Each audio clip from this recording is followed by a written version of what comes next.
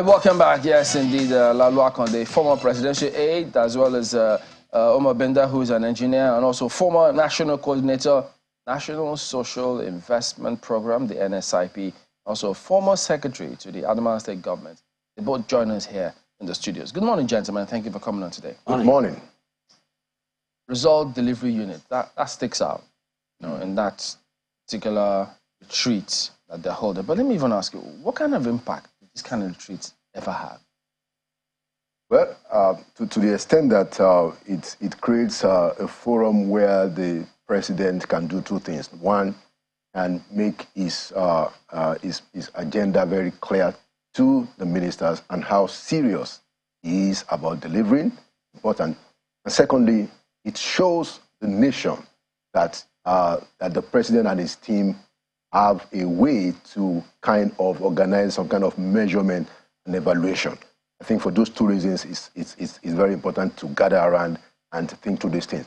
But what I think is even more important is the fact that if you listen to the speech of the president, he did say that he's not perfect. And that's a very important thing to say, because as you will find out, the work of nation building, the work of national development, we often require all hands on deck. That is why it's very important for the president to do two things. Number one, keep an eye on the ministers on a very regular basis. And then secondly, he himself have to open himself up to critical views. Look, this is a democracy. You cannot shut yourself out from people or sources where you can be spoken to directly, especially because of your own pedigree as a progressive and as a Democrat. So I think it's important, you know, just as he is putting the issues down to the minister and say, look, if you don't perform, you are out. Very important point. But he must also open himself up to critical views. You must have people who can tell you, Mr. President, that is not the right path. Because if you don't have that, then it's going to be a tunnel vision. Just as people have said, well, yeah, nobody's perfect. We make mistakes. But the important thing is if those mistakes are made, they have to be corrected. Yeah. So maybe he might like to start with the Senate, the confirmation of those recs. So if it's a mistake on his part, if he didn't know, I'm hoping, expecting that perhaps his hangers-on or aides would have brought it to his attention that the country has seen some of these things and they are clearly mistakes that need to be corrected. So we'll look to see if he will take that on board. And I think that's a very important point. And I wanted to say this, make this point that, look, Nigerians must understand that this is a democratic system. If government does something that is not acceptable, Nigerians have the power to stop it. You cannot have, for God's sake, somebody who served the Senate president as a chief of staff, to the government. You cannot bring that guy to INEC. We have over 200 million people in this country. It is completely unacceptable. And if Nigerians insist, the president will have to rescind. Okay. So do you know why the last government, Boris government, didn't have result delivery units? They did have. I mean, there was a result. We never heard of it. Yeah. Which is the problem, because then the communication lines just got blurred as a point. I remember that the president did set up a delivery unit, one in the office of the Secretary of the Government of the Federation and one in the presidency. But the communication of it was not effective, and so nobody knows what the results are. They don't talk about the result. If you set a KPI, you must give a timeline. And when the time comes, the people must know that this has been achieved and this has not been achieved. Mr. Bindo, I mean, you're an engineer, you know, engineers have ways of doing their things. They make sure that the design is perfect for you to build certain things and move on. I mean, your days of NOTAP, you talked about several scenarios and then you moved on to different units in government. What do you even expect from this retreat and result-wise now from the government? Thank you very much. I think one thing that Nigerians should take from this particular activity is that we're beginning gradually to mature on building institutions to win. This is not new. Retreat is not new. The delivery unit is not new. And it was started by the past administration. In fact, it's not just in the office of the Secretary to the Government or in the office of the Vice President. Every minister in every ministry was directed in the last administration to establish their result delivery unit. And it's not just that. Every year, there is a retreat to bring all the information back in front of everybody to say that this ministry you are lagging. Yeah, is the media part of this? Yes, the media is part of it. The media, everybody. You are lagging behind, you are lagging, and it's there. They have a chart. At the federal government level? Yes. Wow. In there in the villa, we used to attend this, attended too. You know, where the whole chart, there is a team, totally team of consultants, independent, that will come to your ministry, check the template, check what you have delivered, and mark you literally like an exam, and then display it at that retreat. It has happened twice. But anyway, so that is one thing that under the Buhari administration? Yes, yes, go and check the records. So, but anyway, I'm really struggling to check my own mental records. In the office, the media was the former secretary to the government, Boss Mustafa, organized these two. He was the head of the whole thing. We went. The president was there. They will call all this World Bank, all this internet, all ambassadors, all ministers. You deliver, and there's a document. I think if you ask the office of the secretary to the government, you will even get the document that graphically showcasing you bar charts of red, amber, and green. They follow the traffic light. I think the thing that has to change is that you have to communicate the results publicly. Okay? There has to be a way to communicate, and I made a point. These are the timelines, these are the KPIs. When we get to the time, we must tell the people what happened. That is what is missing. Some people also say consequences. Yeah. Because here, we also hear the president tell his ministers directly. First, we understand that he told them that if you cannot work with the results, unit, delivery unit, then you had better leave. Because this is the person who's going to be heading it, and she's going to be on your case for that. That's one. And then two, if you don't deliver, if you don't deliver on the objective, we will review. But if you fail outrightly, you need to leave us. So do you think that what was missing wasn't just the fact that, okay, these KPIs were set and, they were evaluated, but the fact that there were no consequences? I mean, throughout the Buhari administration, I can only remember 2 ministers who were fired throughout the 8 years that he largely left his ministers, and some of them were even returned for a second. Some of the longest serving ministers we've ever had. So do you think that this was a matter of consequence, which is not exactly a bad idea? I think that when we say longest serving ministers, people think that that's necessarily a bad thing. Some people say no, not necessarily a bad thing. If you don't perform, it's bad. Yeah, but if you don't perform, it's terrible.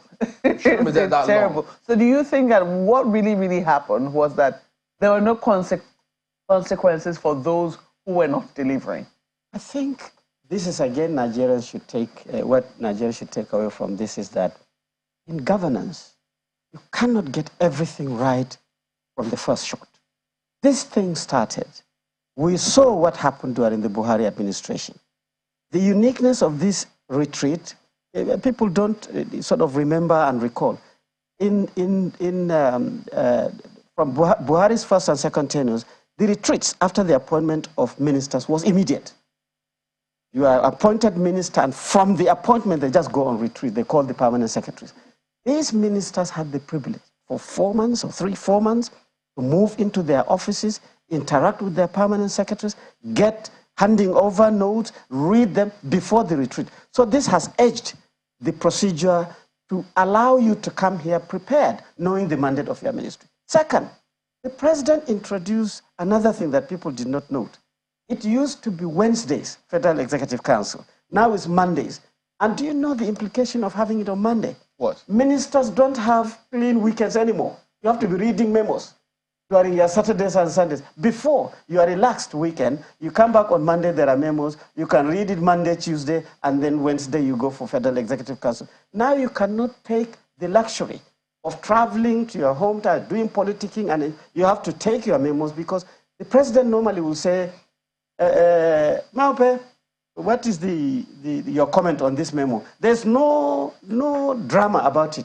So if Ministry of Health presents a memo and poverty alleviation has something to say with this, president does not have to tell you that, hey, I'm going to ask you a question. You'll just know that you have not read the memo.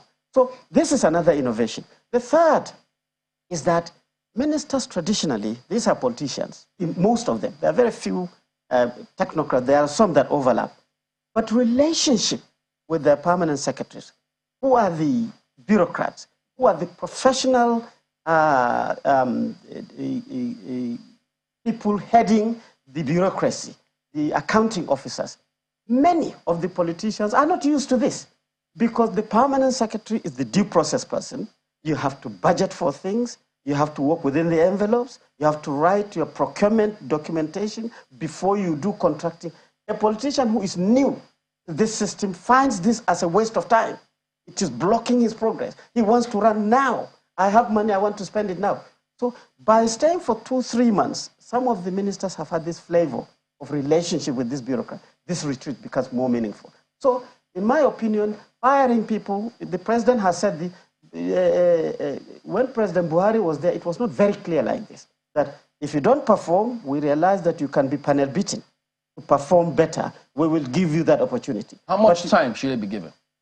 Well, I think, as far as I'm concerned, ministers and the president meet every Wednesday. So there's an opportunity to interact. Mondays now. Okay? Every Monday now. So now, this retreat is not just once a year. In those days, the retreats are quarterly or twice a year. And therefore, measuring the performance of a minister does not happen monthly, does not happen bi-monthly. You need some time. Because remember, if I want to establish a hospital, that will be part of my key performance indicator as a Minister of Health. You have to procure. You have to ensure that the money is available. You have to contractual obligation. This takes time.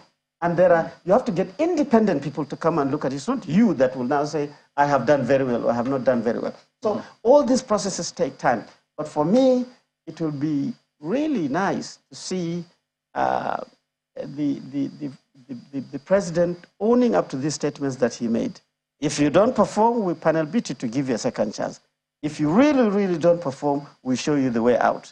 I hope by the time Nigerians will start commenting on the performance of the various sectors, in agriculture for food security, in healthcare for health, in water for water, in budgeting and poverty alleviation and so on, Nigerians will react. And when they react, I hope that he will own up to what he said. Well, I hope that, you know, especially because just mentioned budgeting right now, because on the one hand, you hear the president seem to be saying the right things at the retreat to his ministers. It looks like he's feeling the pulse of the people and he understands the urgency of the matters at hand, especially in terms of the economy of the country, and how his very first statement or his very first words in his inaugural address about subsidy being gone, having a spiral effect on the quality of lives that Nigerians are currently leading in terms of how much they earn, their spending capacity, etc. And then you now take a look at the dailies today, and they're telling you about a presidential yacht.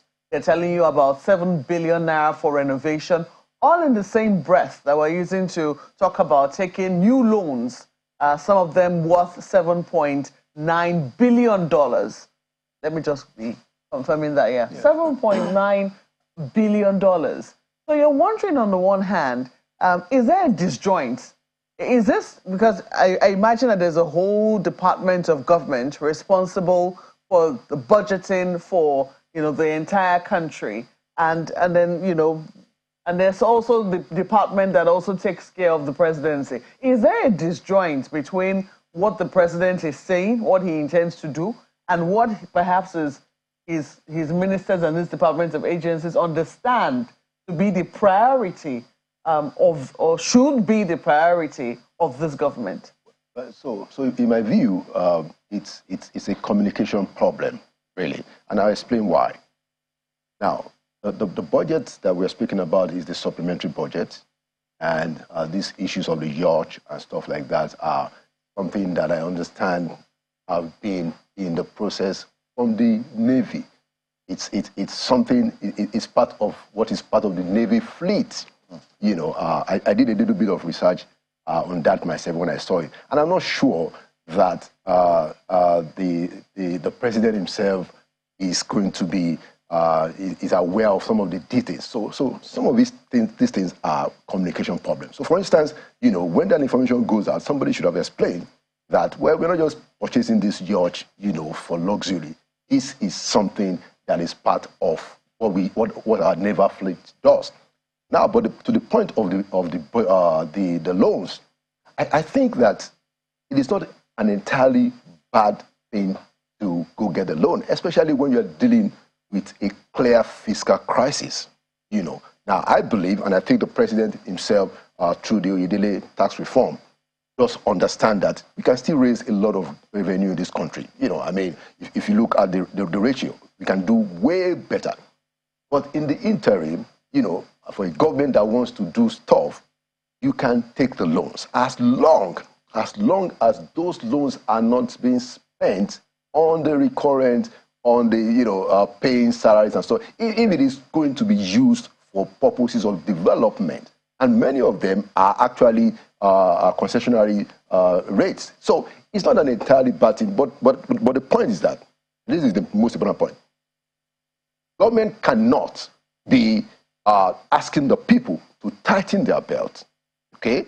And then you have all this kind of information going out and there are no explanations. You have a situation where even the legislators, you know, are having to get 160 million naira worth of SUV. So that's why I say it comes down to communication and some sensibilities from our leaders. Some people said, government said people should tighten their belts while they are using suspenders so they can accommodate support. But Mr. Mba, let me ask you, Binder, haven't been SSG to a state, we've been asking questions as to this 2 billion for palliatives of the 3 billion that they will eventually get, and to find out what kind of impact will they ever have? Transparency. How are they utilizing these things? How can we ever be sure that no government will line their pockets or cronies with these monies at the end of the day?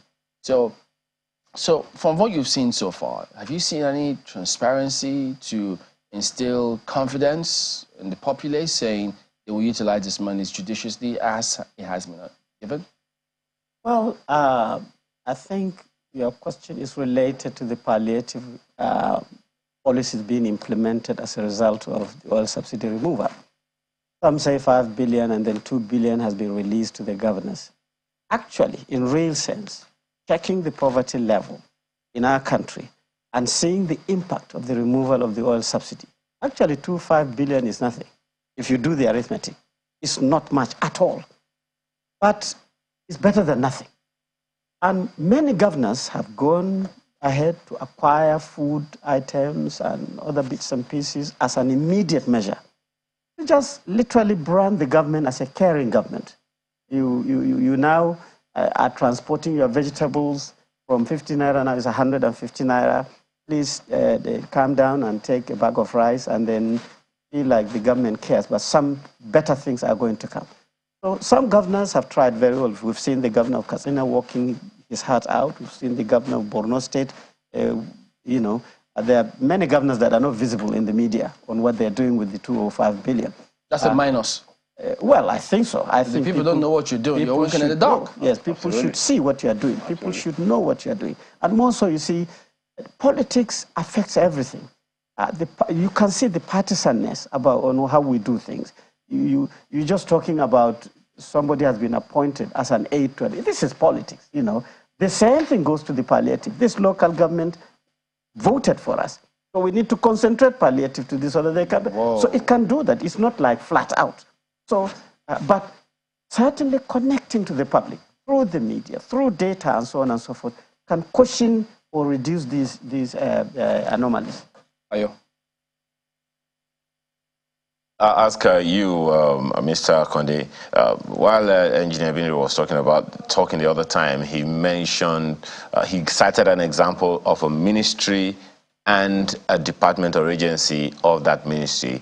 Case in point, in particular, he was talking about the Ministry of Health. From where you stand, or from your experience, talk to us about the difficulties of collaboration. The president was addressing ministers primarily, and he said anyone who doesn't perform will be shown the door. I'm not sure it's going to be that easy to remove a permanent secretary or a civil servant, but ministers perhaps with that same fiat. Talk to us about the difficulties that the ministers or the president himself might have in the area of collaboration, without which there will be no hope in the renewed hope. Very good question, Ayo, because if you look at the president's speech, he highlighted two important areas, and I think he must be commended for that, where the impact has to be seen. He highlighted health, and he highlighted education. Now, the interesting thing to your question is that those are areas where not only will there be need for an effective collaboration within the federal government agencies that deals with health and education. These are human capital development issues. But more so, and I hope the president and his team understands this, I believe they do, you got to work with the state governors for health, for education. These are concurrent issues. It's actually in the states that the impact will be felt.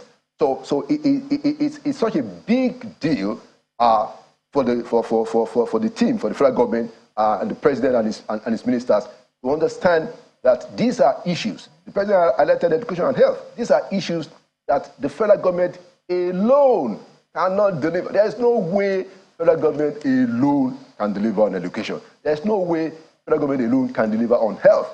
So you have to carry the governors along. You have to carry their own team. There must be a plan that emphasizes the need that we have for effective collaboration with the states. So you expect that the president's speech ought to be taken to neck and see, so what are the what is the work plan? What is the plan of action to ensure that to bring about the kind of collaboration that will deliver on the areas of health and education? I'm glad that you are talking about the states, but I wish we had enough time to go there. But let me ask Engineer Binder.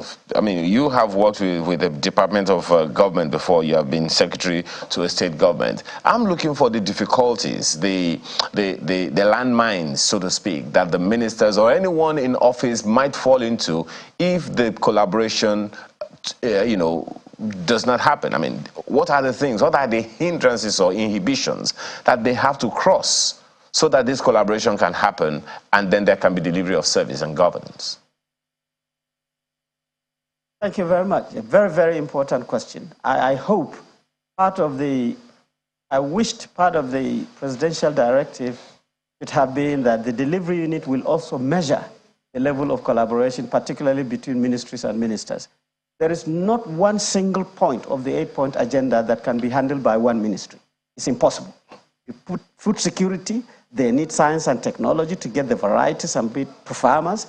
If they need information to ensure that extension to farmers are there, they need Ministry of Transportation to make sure that the goods are transported. They need so many. So that the whole measurement should actually measure the interaction too. But as the former advisor said, partnership, not just within the system, the ministers partnering with themselves and so on and so forth sectorally. Partnership with the state governments is very, very important. I remember, yes, I was the secretary to state government in Adamawa State. On basic education alone, the interaction between federal and the state government is through UBEC, which is a federal government institution. And the federal government has made available money to partner with the states to establish more schools, to buy more books, to train more teachers, and so on and so forth. But there should be counterpart funding from the state government for you actually to benefit. Many states could not even put the counterpart funding on the table, and therefore federal government sits with their money, and then there is a lacuna. So the measurement, excuse me, of these things should all be factored into this delivery unit.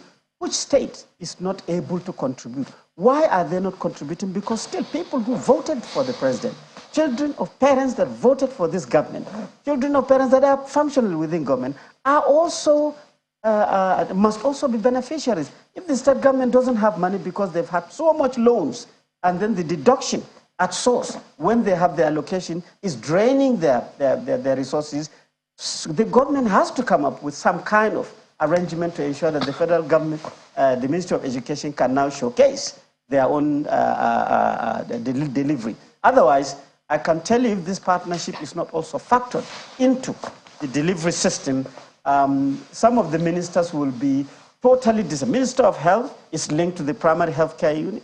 Minister of Education is linked to the basic education. Minister of Information has got comos everywhere in this state, and so on and so forth. Everybody depends on what happens in this state. And in most cases, there's a collaboration in terms of resources, capacity, and capability to deliver. If the state is weak, the federal government also will feel that weakness. And I don't know how the minister can be marked when it is not his fault. Well, we'll collaborate with the result delivery unit so that we'll begin to look at all those results. Since you say the media is supposed to be part of the members of the public who should see that document, so which the president has said, look, the form will calibrate you, and then if not, we'll ask you to go perform somewhere else because, I mean, they were good enough to become ministers. So clearly, they'll be good enough to perform in several other areas, perhaps their own field of expertise elsewhere other than the ministry, who knows. But I'd like to thank you both for coming on here today. Lalu Akonde, former presidential aide, as well as Omar Brinder, an engineer, former national coordinator, National Social Investment Program, and former secretary to Adamawa State Government. Thank you for coming on today, both. Thank you so much. Pleasure. Okay, so I think that wraps it up today with the program. We do thank you all for watching. We'll see you again tomorrow. I'm Chamberlain. So. I was looking at him like that because we were skipping meals again. Do we have it? We don't have it. We do. Lots of meals. This is from Paul Agbolade. What am I looking at then? I don't know what you are looking at. I think my result delivery unit is not coming up to task. I'm going to have to beat protocol because he's already, said his name. We've got about 5 markets. Can I go to the market? It has to go. You know what that means, don't you? Well, Paul Agbolade, I see you.